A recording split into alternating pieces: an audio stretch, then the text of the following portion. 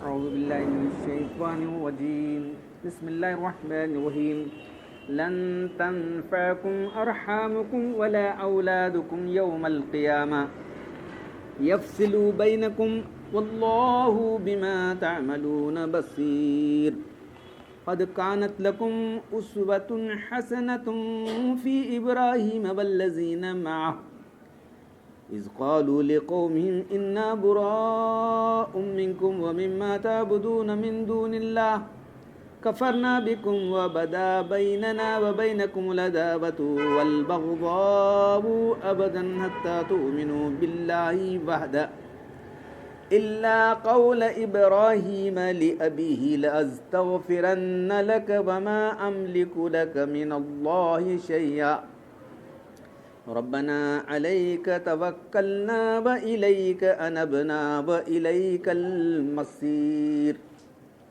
ربنا لا تجعلنا فتنة للذين كفروا واغفر لنا ربنا إنك أنت العزيز الحكيم لقد كان لكم فيهم أسوة حسنة لمن كان يرجو الله واليوم الآخر ومن يتول فإن الله هو الغني الحميد صدق اللہ العظیم. تمہارے خاندان اور تمہاری اولاد قیامت کے دن ہرگز تمہارے کام نہیں آئے گی، اور اللہ تعالیٰ تمہارے درمیان جو صحیح فیصلہ کریں گے، اور تم جو بھی کام کرو اللہ اس کو دیکھ رہا ہے. تمہارے لیے ایک عمدہ نمونہ ہے ابراہیم علیہ السلام نے اور جو ان کے ساتھی ایمان والے تھے، جب کہ انہوں نے اپنی قوم سے کہا کہ ہم تمہارے سے بالکل بیزار ہیں اور تم جو معبود پوج رہے اس سے بھی بیزار ہیں، ہم تمہارے معبودوں کا انکار کرتے ہیں، تمہارے اور ہمارے درمیان عداوت اور بغض ہمیشہ کے لیے ہے، یہاں تک کہ تم اکیلے اللہ پر ایمان لے آؤ.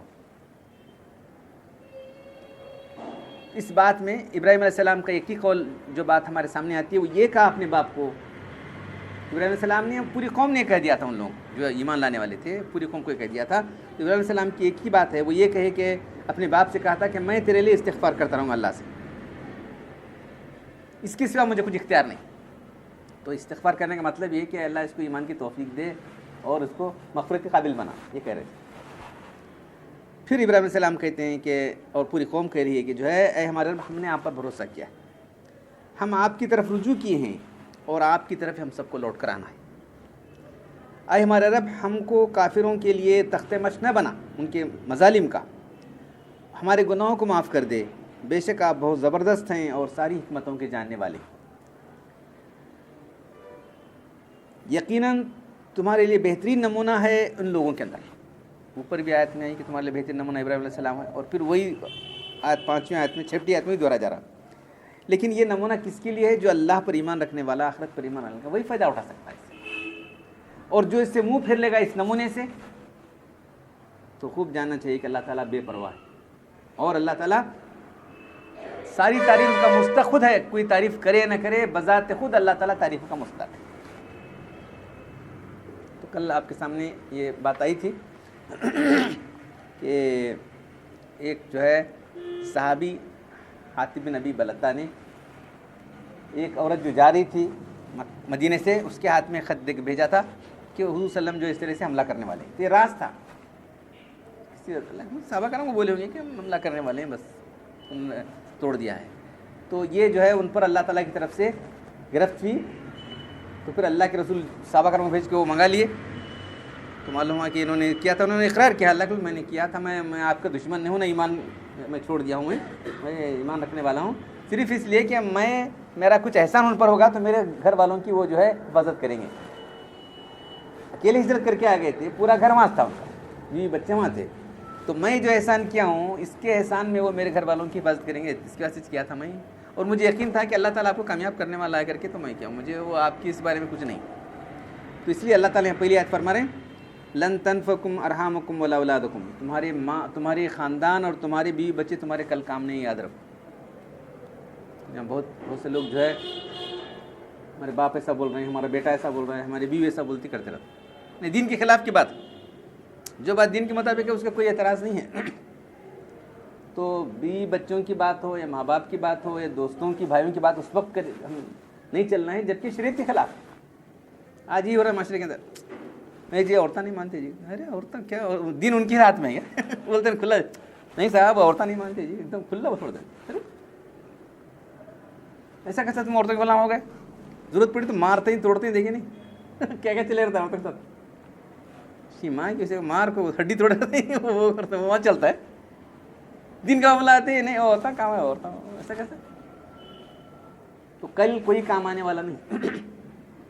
بہت سارے چیزیں ہیں جو غلط قسم کے رسم و رواج ہیں، شریعت کے خلاف ہیں وہ رسم و رواج. اور پھر جو بہت سارے شرک کے کام ہیں، عقائد کے خلاف بہت سارے کام ہیں جو ہماری عورتیں یہاں کرتے رہتی ہیں. تو یہاں تنبیہ کی گئی ہے کہ جو ہے وہ صحابی کا ذکر ہے، لیکن پورے امت کو تنبیہ کی جا رہی ہے. ہرگز لن تنفعکم، ہرگز تمہارے خاندان والے، تمہارے مال اولاد تمہارے کام آنے والا نہیں.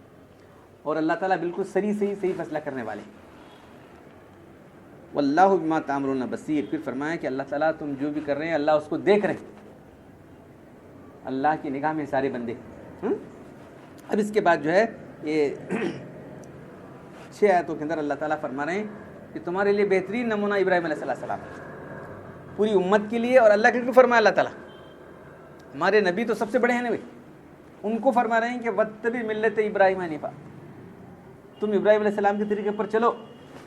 ہمارے نبی کو اللہ تعالیٰ حکم دے رہے ہیں کیونکہ ابراہیم علیہ السلام ایک مثالی اور آئیڈیل ہیں، اور چونکہ آپ کے دادا ہیں اس لیے دادا کے طریقے پر چلنا کوئی بری بات نہیں.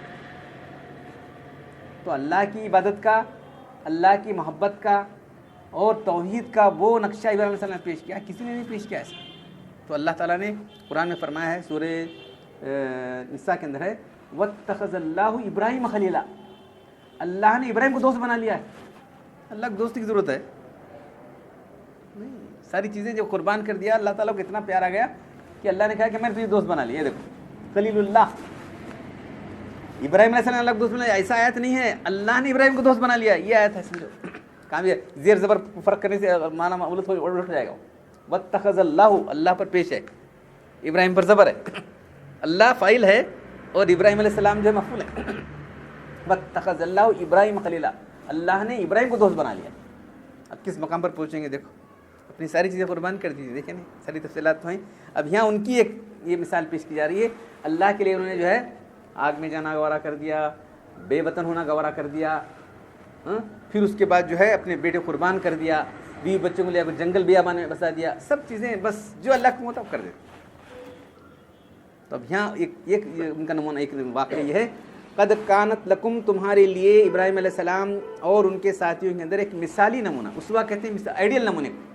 یہ بہت آئیڈیل جو لوگ بولتے ہیں آئیڈیل. کیا آئیڈیل ہے کہ جب انہوں نے اپنی قوم سے، پتہ ہے دین کی بات یہ ہے، توحید کی بات یہ ہے، وہ ہار تو گئے نا سارے لوگ. آگ میں سے نکلنے بعد کیا ہے، وہ ان کو معلوم ہوگا کہ سب ان کی جھوٹے معبود ہیں، ان کا معبود سچا ہے، معلوم ہوگا نا. اب تجھے سنسار کر دوں بیٹے باپ کو، سمجھ چلا جاتا میرے رب کے پاس. انی ذاہب الی ربی، میں اپنے رب کے پاس جاتا ہوں، میرا رب مجھے صحیح رہنما کرے گا. تو اللہ نے کہا تم ادھر کے چلے جاؤ، بس ہو گئے. تو اس وقت انہوں نے کہا، جو لوگ ساتھی ایمان والے تھے انہوں نے کہا ہم تمہارے سے بیزار ہیں بھائی، ہم تمہارے سے بیزار ہیں، برات کرتے ہیں. سب نے کہہ دیا کہ ہم تم سے اور جن کو تم خدا کے سوا پوچھتے ہو ان سے بیزار ہیں. تو کل آپ سے میں نے بات آئی تھی کہ اس ہندوستان میں مسلمان جو مختلف قوموں کے ساتھ ہیں کیسا رہنا ہے ہم لوگ. 4 باتیں ہیں جو مفسر مولانا محمد شفیع صاحب رحمۃ اللہ نے لکھی ہے. تو غیر مسلموں کے ساتھ ہم کیا کر سکتے ہیں اور کیا نہیں کر سکتے. تو غیر مسلموں کے ساتھ ہم مواسات کر سکتے ہیں، ہمدردی کر سکتے ہیں. بیمار ہے، یہ ہے، محتاج ہے، فلاں ہے، کسی مدد کا یہ ہے، تو کر سکتے ہیں. مدارات کر سکتے ہیں، اچھی بات سلوک کرنا، ہڑد بات کرنا. تو کیسا انسان ہے وہ بھی، بس میں آ رہی ہوں، وہاں آ رہی مدارات، اچھی طریقے سے اچھا سلوک کرنا ظاہری طور پر. معاملات بھی کر سکتے ہیں بشرطیکہ کوئی معاملہ شریعت کے خلاف نہ ہو. یہ پوائنٹ بھی اس کے اندر تجارت ہے، لین دین ہے، یا ہمارے پاس کام لگا لے سکتے ہیں، یا ہم اس کے فیکٹری میں، اس کے دکانوں میں، اس کے اس میں کام کر سکتے ہیں۔ کیا نہیں کر سکتے؟ اس سے دلی دوستی نہیں کر سکتے، موالات کے طرف محبت اور موالات نہیں کر سکتے۔ کیوں؟ کہ وہ اللہ کا ماننے والا نہیں ہے، رسول کا ماننے والا نہیں ہے، ہمارے دین کے عقائد اس کو ماننے والا نہیں، اس لیے ہم اس سے دلی تعلق نہیں رکھ سکتے۔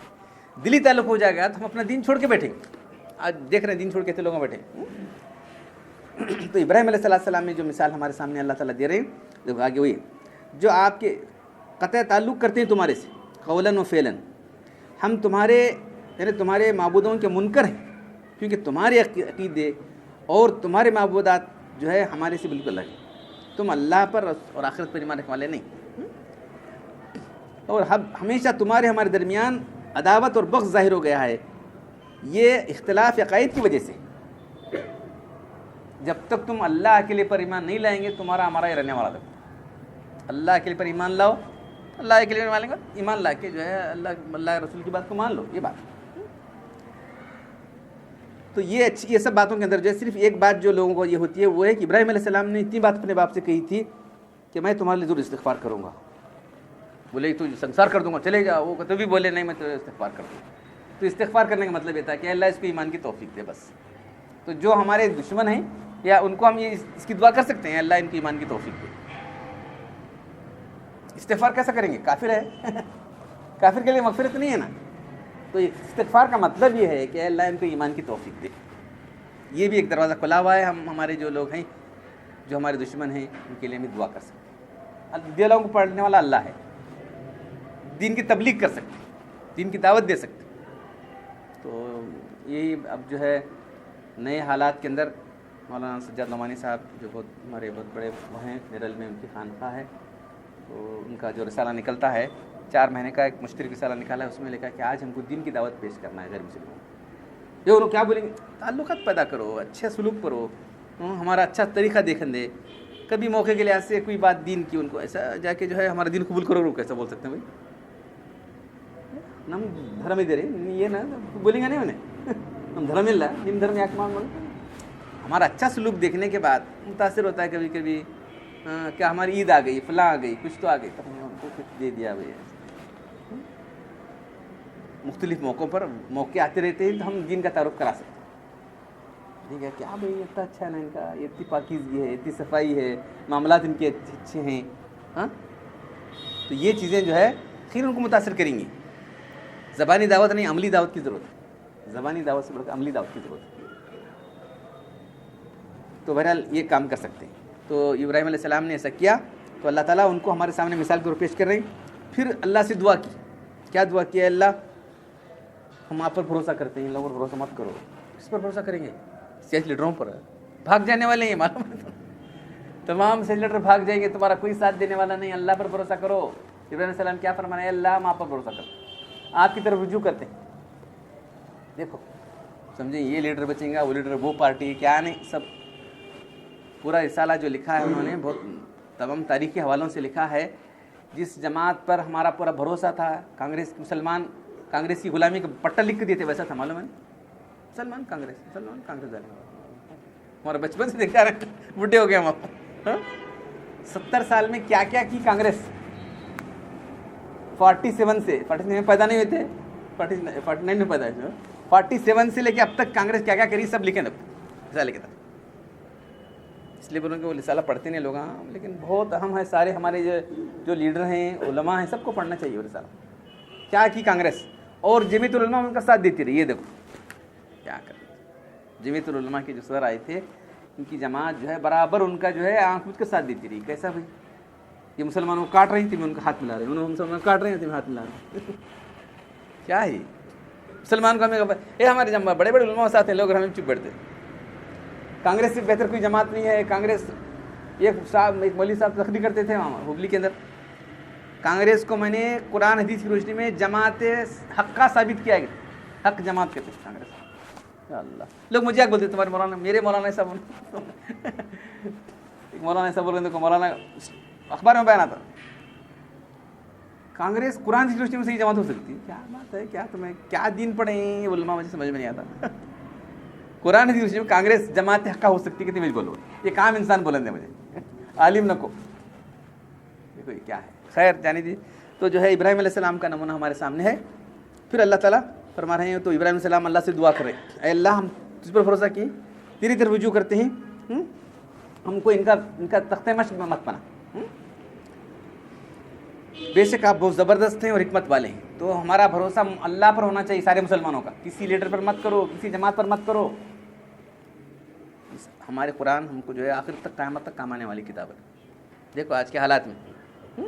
پھر اس کے بعد اور 6 آیت میں فرمایا لقد کان لکم فی مسلم, ان کی یہ جو ابراہیم علیہ السلام اور ان کے ساتھیوں تمہارے ایک مثالی نمونہ ہے. دوبارہ اور تاکید کے لیے اللہ تعالیٰ بول, ریپیٹیشن جو ہو رہا ہے تاکید کے لیے. لیکن یہ فائدہ کس کو ہونے والا ہے؟ لمن کان یرجو اللہ والیوم الاخر, وہ شخص جو اللہ آخرت پر ایمان رکھنے والا ہے وہی نمونہ بنائے گا. تو آج ہمارے دلوں سے اللہ کا ایمان, اللہ پر ایمان آخرت پر نکل چکا ہے, اس لیے ہم فائدہ نہیں اٹھا رہے. ابراہیم علیہ السلام چھوڑ کے جو ہے ہم, ابراہیم علیہ السلام توحید کے علمبردار تھے, ہم شرک کے علمبردار بنے کہ نہیں. دیکھو ابراہیم علیہ السلام توحید کے علمبردار تھے, شرک کے علمبردار نہیں تھے. آج شرک کے علمبردار بنے ہوئے ہیں. اللہ کے اپنے کو فنا کر دیا تھا, ہم اپنے نفس کے لیے کر رہے ہیں جو کچھ کر رہے ہیں. ابراہیم علیہ السلام نے اپنے نفس کو, اپنی ایک ایک چیز کو قربان کر دیا تھا, ایک ایک چیز کو قربان کر دیا تھا. اللہ کی محبت نے اپنے آپ کو مٹا دیا تھا. خلیل, خلیل کے معنی کیا معلوم ہے؟ خلیل اس کے دماغ میں خلل ہے جی بولتے ہیں. حلال داتاؤں کے حلال کرنے داتا کے کاڑے رکھے تھے, اب جو ہوٹل میں رکھ رہے کاڑے. تو دماغ کے اندر جو چیز اتر جاتی ہے وہ خلل ہے. خلیل جس کی محبت دل و دماغ اتر جاتی ہے اس کو خلیل کہتے ہیں. ایسے سادے دوست کو نہیں بولتے, یہ ہمارا دوست چلے بولے خلیل, وہ دوست جس کی محبت دل و دماغ اتر گئی ہے. اللہ کے خلیل, اللہ کے اتنا اتر گئی تھی ان کی دل و دماغ کے اندر. اس لیے اللہ تعالیٰ پھر فرما رہے ہیں کہ جو ہے دیکھو تم سب لوگوں کے لیے نمونہ ہیں تو ابراہیم علیہ السلام ان کے ساتھی. لیکن فائدہ اٹھانے والا کون ہے؟ جو اللہ آخرت پر ایمان رکھنے والا ہے. اور جو منہ پھیر لے گا اس طریقے سے, اللہ کوئی پرواہ نہیں. فإن اللہ بے پرواہ ہے. تم کیا اللہ کے ابراہیم علیہ السلام کے طریقے پر چلتے ہیں تو ٹھیک ہے, نہیں چلتے تو اللہ کوئی پرواہ نہیں تمہاری. اللہ کے دوست کے طریقے پر چلتے ہیں, اللہ تم کو بھی دوست بنائے گا, اللہ تم سے بھی پیار کرے گا. تم نہیں کرتے, چھوڑو, اللہ بے پرواہ ہے. وہ الغنی الحمید, اللہ تعالیٰ بے نیاز ہے, بے پرواہ ہے, ساری تعریف کا مستحق اللہ تعالیٰ. تو آج کے حالات کے اندر دیکھ رہے ہیں آپ, قرآن مجید آج ہم پڑھ رہے ہیں, 2 سال پہلے نازل ہوا تھا, بالکل ہمارے حالات پر کس طرح سے اللہ تعالیٰ نے قرآن نازل کیا ہے. یہ بھی معجزہ ہے. جتنے بھی حالات آؤ اس کے اندر ہمارے رہنمائی ملے گی. تو غیر مسلموں کے ساتھ ہمیں کس طرح رہنا چاہیے, لڑائی جھگڑا کر کے نہیں رہنا ہے, ہم ان سے اچھا سلوک کرنا ہے, ان کے ساتھ جو ہے معاملات کرنا ہے, ان کے ساتھ مدارات کرنا ہے, لیکن دلی دوستی نہیں کرنا. دلی دوستی کے بعد جو ہے وہ نفرت جائے گی شرک کی, ان کی جو ہے غلط عقیدے, بت پرستی کی. تو بہت سارے لوگ اتنے قریب ہو گئے کہ جو ہے بت پرستی کرنے لگے. دیکھ رہے ہیں قریوں کے اندر ادھر ادھر. اور سیاسی لیڈر تو جو ہے سیاسی مقصد سے کرتے ہیں, لیکن چاہے وہ کسی مقصد سے کیوں نہ کروں, کسی بت کے آگے جھکنے کے بعد آدمی کافر ہو گیا. ادھر کو فتوا ہے سارے لوگ جا کو لگا وہ نہ کرتا تھا نا, وہاں گئے یہاں گئے سب. ہمارے سیاسی لیڈر جو ہے وہ یہ لگا لیتے ہیں, وہ لگاتا ہے اس کو ہمارے علماء نے کفر کہا ہے, معلوم ہے, بلا تکلف کرتے رہتے ہیں. بول سکتے ہیں بھئی مسلمان ہیں, یہ سب نہیں لگا لیتے, وہ وہاں یہ کرو, وہاں جاؤ یہاں جاؤ, یہ پوجا وہ پوجا. ان کے پوجا پاٹ چل رہے ہیں نا زوردار طریقے سے. گنیش کی پوجا, اور جو ہمارا آدمی جا گنیش پوجا بات کرا تھا کافر ہو گیا. چاہے مجبوری سے کرے, چاہے دلی سے کرے, چاہے ناپسند, بہرحال کافر ہو جائے گا. تو یہ بات ہم لوگوں سب لوگ اچھی طرح سمجھنا چاہیے. کسی بھی حدیث میں واقعہ ہے کہ 2 آدمی جا رہے تھے, تو وہاں جو ہے بت تھا ایک, تو انہوں نے بولے کہ تم اس کو کچھ چڑھاؤ. ہمارے پاس کیا بھی نہیں, ہم خالی ہاتھ جا رہے ہیں. یہ کچھ 1-4 مکھیاں تو لاگ ڈالے گا. انہوں نے کیا مکھیاں والا کو ڈالتے اسے چھوڑ دیا. وہ مکھی بھی نہیں چڑھاتا بولا, اس کو قتل کر دیا. اس کو قتل کر دیا گیا تھا. وہ بولا کہ میں چڑھانے والا نہیں, کچھ چڑھا ہوا ہے بت کو. تو اس کو چھوڑ دیا. وہ جس نے مکھیاں چڑھائی تھی اس کو چھوڑ دیا. جس نے مکھیاں نہیں چڑھائی تھی اس کو قتل کر دیا. تو جو قتل کر دیا وہ شہید ہو گیا, جنت میں چلا گیا. مکھی کی وجہ سے آدمی, مکھیاں چڑھانے کی وجہ سے ایک آدمی کو اللہ نے جہنم میں بھیج دیا. دیکھ رہے ہیں آپ, اسلام شرک اور توحید کے بارے میں بہت سینسیٹیو, یاد رکھو. شرک اور توحید کے بارے میں ہمارا سب بالکل شرک توحید کے بارے میں بہت ہی لوز ہو گئے ہم لوگ، بس شرک توحید کی تمیز اڑ گئی. ہم مسجدوں کے اندر ایسے بیٹھ کے شرک کریں تو پھر بعد میں کہاں کی تمیز آئے گی بتاؤ.